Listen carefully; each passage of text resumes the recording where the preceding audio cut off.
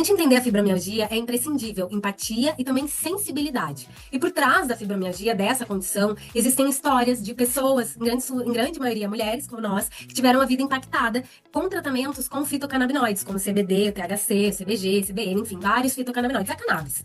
Hoje a gente conversa com a Gisele Cunha, que é a presidente da AGEPEX, a Associação Girassóis do Extremo Sul Catarinense. Tudo bom, Gisele? Falei certinho, né? AGEPEX.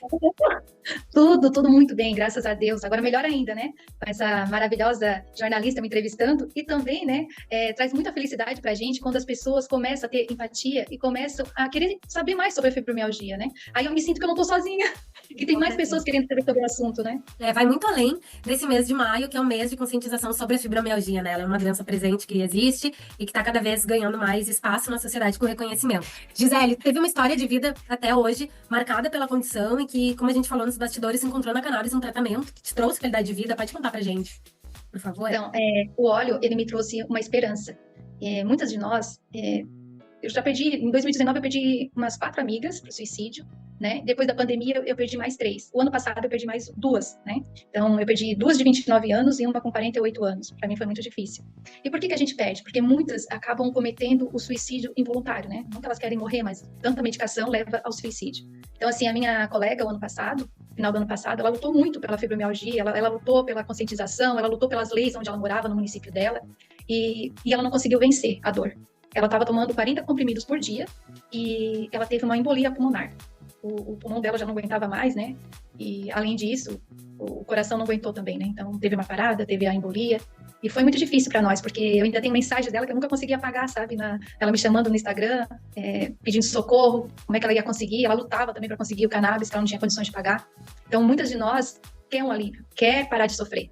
Porque ninguém veio nesse mundo para sofrer, né? Para sentir dor todos os dias. E a nossa dor, ela é 24 horas. Ela não tem um intervalo, ela não dá folga, ela não tem feriado, ela não tem Natal, Ano Novo.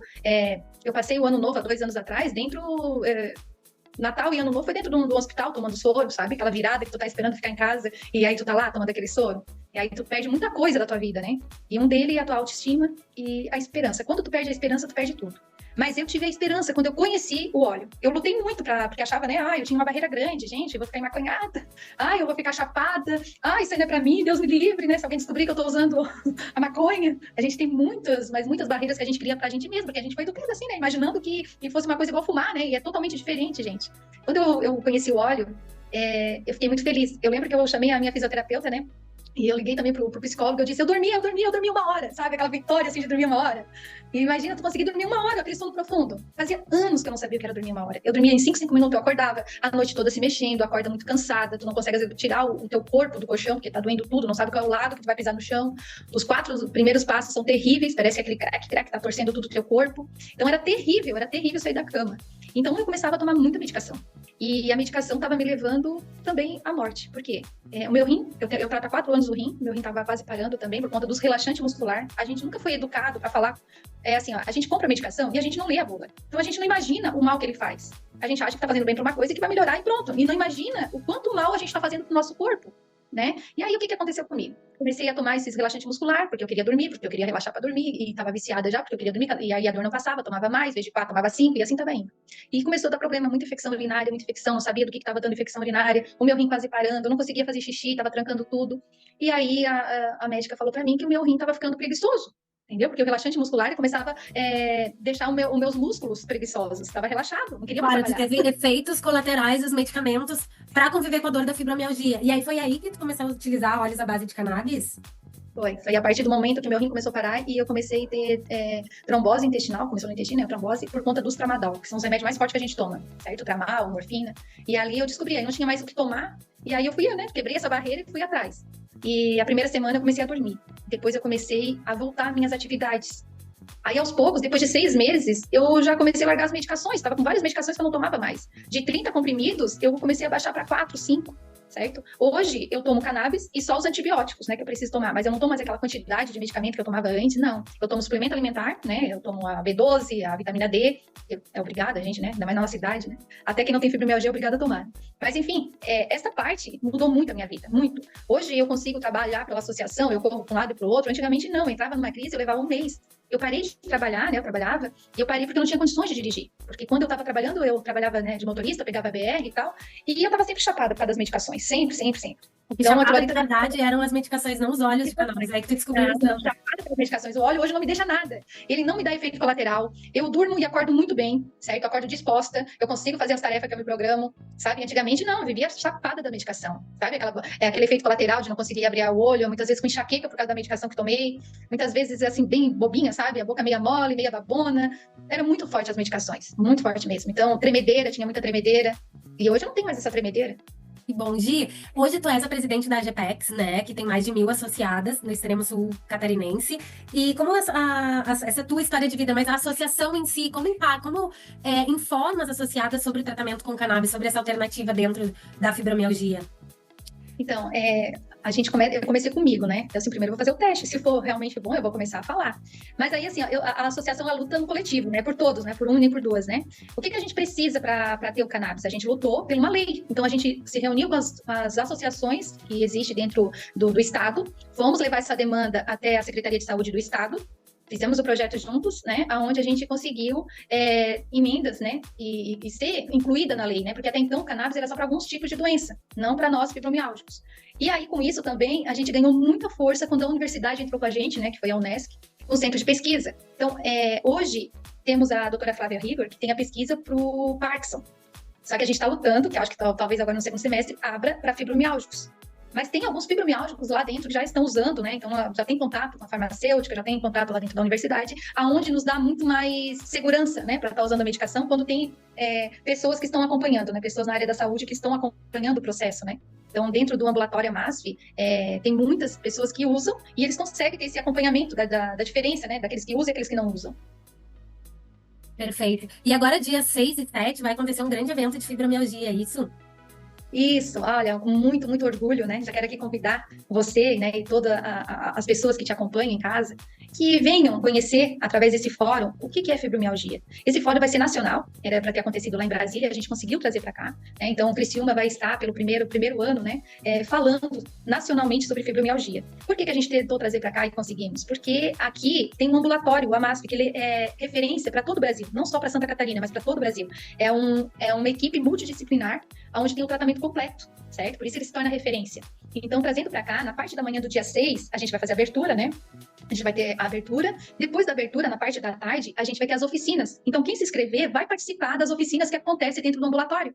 Então, não é só participar, é fazer a prática também, né? Praticar os exercícios, praticar tudo que eles oferecem lá dentro da universidade. E assim a gente tem mais impacto, né, na sociedade, porque o que a gente precisa é que esse serviço, ele vire SUS e ele consiga ir para todo o país. Não só aqui em Criciúma, não só aqui em Santa Catarina, mas que todo o país tenha atendimento adequado, né? E que todos os fibromialgicos possam ter qualidade de vida.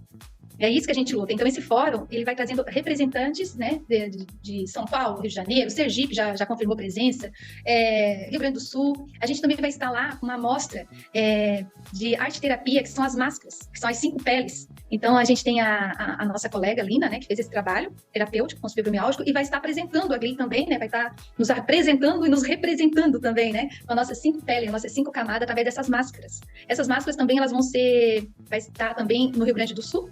Eles vão estar lá na Assembleia de Deputados também, mostrando essa arte, né? Que foi uma luta que a gente conseguiu mostrar a nossa dor através da arte. Perfeito. Gi, o que você falaria para uma pessoa com fibromialgia que acabou de descobrir o diagnóstico, sempre conviveu com a doença, mas acabou de descobrir o diagnóstico e ainda não conhece tratamento com cannabis? Então, desculpa que está abrindo o portão, parece que está abrindo eu digo assim, ó, não desista, tenha esperança e hoje em dia eu queria mostrar para vocês a quantidade de pessoas que têm qualidade de vida. Quando você tem um diagnóstico precoce, quando você tem isso, você traz mais qualidade mais rapidamente de vida, né? Não fica aquele diagnóstico tardio, onde tu demora, né, e não tenha conhecimento. Hoje em dia, nossas redes sociais estão muito abertas, então a gente consegue ter mais visão sobre a doença, né, mais conhecimento da doença. E o que a gente tem que fazer? Não desistir, lutar. lutar por leis, né? Para quem não consegue, hoje em dia, graças a Deus, as associações lutaram por essas leis, então hoje você tem direito à lei PCD, você tem direito a cartão de ônibus, né? Gratuito municipal, estadual, você tem direito ao tratamento, porque é isso que a gente luta, né? O tratamento gratuito. Então hoje a gente luta pelas práticas integradas dentro dos municípios, Criciúma hoje tem, mas tem outros municípios que já tem também, né? E tem tratamento também na piscina, né? A terapia dentro da piscina, ela dá muito resultado. Então, para você que está sofrendo, não pare. Vá até a tua cidade, até o teu município e descubra quais os tratamentos que o município te oferece.